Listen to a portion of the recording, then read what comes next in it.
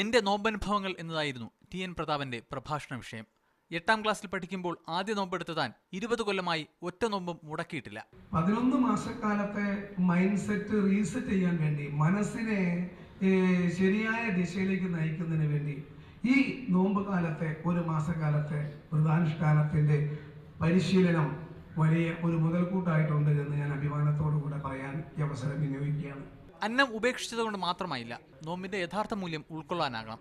ഭക്ഷണത്തിന്റെ അതിപ്രസരമുള്ള സമൂഹ നോമ്പുതുറകളിൽ താൻ പോകാറില്ലെന്നും പ്രതാപൻ പറഞ്ഞു. വലിയ ഭക്ഷണപ്രിയമായിട്ടുള്ള നോമ്പ് മുറികൾ, അതിന് ചെലവഴിക്കുന്ന പണം, ആർഭാടപൂർവമായ നോമ്പുതുറകൾ, ഇവയോടെല്ലാം ഇന്നത്തെ കാലത്തിന്റെ ഉള്ളിൽ നിന്നുകൊണ്ട് സത്യവിശ്വാസികളായ നാം ഓരോരുത്തരും അതിനോടൊരു സൂക്ഷ്മത വരുത്തണമെന്ന് വിശ്വസിക്കുകയാണ്.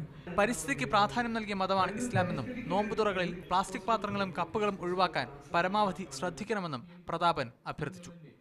മീഡിയ 1 തിരുവനന്തപുരം.